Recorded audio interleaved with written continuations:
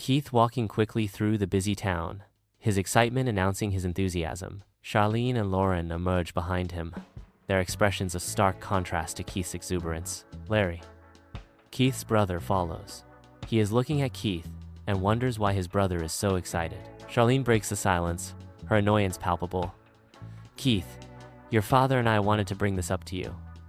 Why must you always be watching those horror movies? John stands outside Gerard's video store. It bursts with color, a vibrant beacon adorned with movie posters. Keith approaches, practically vibrating with anticipation. The entrance beckons, promising adventure and escape. Keith's excitement is a palpable energy, a force pulling them forward. Inside Gerard's video store, a kaleidoscope of VHS tapes and film memorabilia creates a chaotic sanctuary.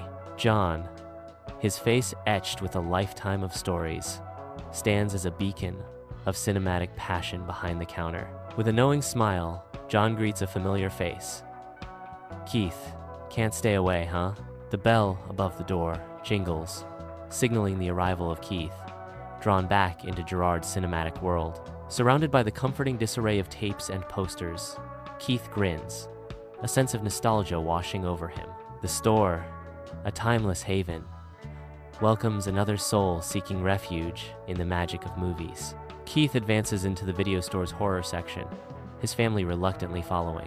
He halts dramatically, gesturing towards a Friday the 13th Part 3 video cassette. Charlene sighs, her face etched with disapproval. Honestly, Keith, all that blood and gore.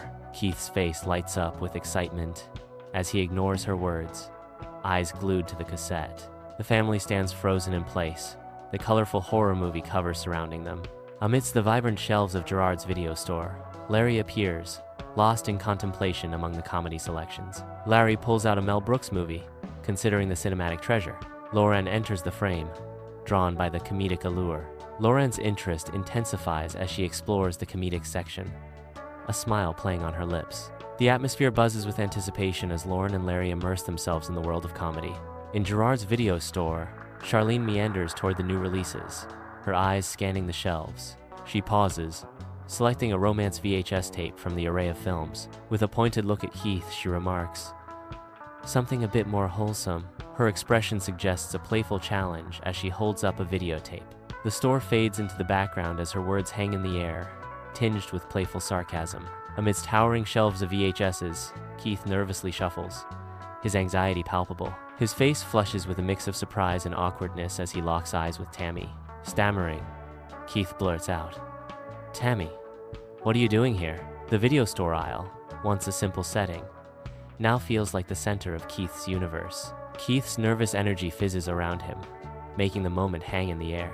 In the video store aisle, Tammy's smile radiates genuine warmth and friendliness. Tammy's voice, light and airy, breaks the silence. "Just browsing. Gerard's has everything, doesn't it?" Keith beams, his eyes sparkling with an eagerness that belies his awkwardness. Keith gestures, attempting to make the introduction to his family. Keith's family members turn to look at Tammy. Tammy's smile widens as she acknowledges them.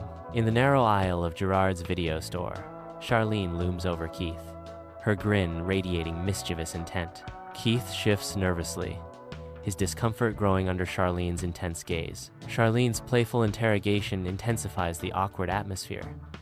"So, Tammy, is my son a pain to be around?" Keith squirms again, visibly trapped in Charlene's teasing. Tammy's nervous laughter echoes through the video store aisle, a fragile sound amidst the towering shelves. Keith desperately attempts to steer the conversation toward the colorful array of new releases. His voice strained, Keith asks, "Hey, Mom, have you seen the new Stephen King film?" The vibrant covers of horror films seem to mock their strained exchange. In the cluttered back room of Gerard's video store, John gestures intensely, his expression earnest. John pulls Keith gently away from the towering shelves. John's voice drops, his words a mix of concern and friendly advice. "She's a nice woman, Keith," Gerard continues, his tone imploring. "Don't scare her off with all the Jason Voorhees stuff." The words hang in the air, a gentle warning amidst the chaos of the video store. Keith grabs Friday the 13th Part 3, his face expressionless. Charlene stands at the counter talking to Tammy, laughing about the things Keith has done. Larry looks around the video store and his face lights up with anticipation. He knows he will be coming here a lot. Tammy puts on her bracelet and strides confidently toward the counter as she talks to Charlene. Keith walks back into his favorite aisle in the store and takes another look in case he sees another title he wants. With a smile, Tammy tells Keith's mom about the great work Keith has been doing at the store. Tammy walks over to Keith and tells him she really likes her family, and she gets along great with his mom and was talking to her about giving her a job at the store. The family emerges from Gerard's video store, their faces alight with the day's simple pleasures. Keith's mom tells him about the job offer. Keith clutches his newly acquired VHS tape, his eyes shining with youthful excitement. He cannot wait to watch the film with his dad and brother. Charlene shakes her head gently, her lips curving into a warm smile, a mother's fondness evident in her gaze. She'd never seen her son so happy. John stands outside the video store, talking to Keith's father and brother. While walking to the car, Keith and his mom talk about their videotape rental selections. Inside Keith's living room, the night deepens as Keith prepares the VCR. The VCR hums to life, a relic of a bygone era sparking into action. With a soft click, Keith activates the power, initiating the ritual of rewind and play. Charlene and Laurent enter the living room, their faces reflecting a shared nervousness as they approach the worn couch, wondering what videotape Keith put on first to watch. Charlene and Laurent sit and talk about how much they enjoyed the video store. Charlene mentions the job offer she got today from Tammy. Unaware of their unease, Larry is already waiting, hoping Keith put in a horror movie first. Larry is happy that his brother chose a good movie called The Boogans to start the evening off. Charlene and Laurent agree on her taking the video store job. The movie providing an unwelcome soundtrack to their mounting dread is heard in the background. In Keith's living room, the horror unfolds on screen, casting shadows across the room. Charlene just shakes her head and smiles, and accepts Keith and his love for horror movies. Charlene's fear is palpable, a stark contrast to Laurent's detached amusement. Keith sits on the couch, his gaze fixed on the television screen. The flickering light from the screen dances across his face, capturing his utter captivation. Under the cloak of night, Keith walks out on the porch. In his hands, he holds something he bought at the stores in town, clutching his box of horror movie trading cards.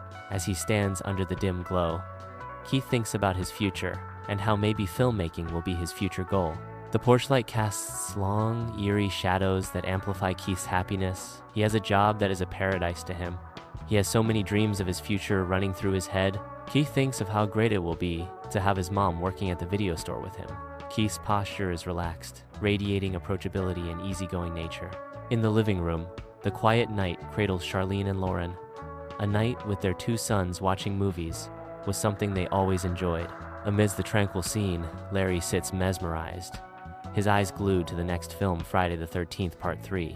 He rewinds to his favorite parts, each replay igniting fresh waves of amusement in the stillness of the night. The room hums with the television's low drone, occasionally punctuated by Larry's bursts of laughter at the people getting chased by Jason. Keith's day off has woven a tapestry of togetherness, each character embracing their own peculiar brand of relaxation. Sitting down, Larry thinks on his new hangout, Gerard's video store.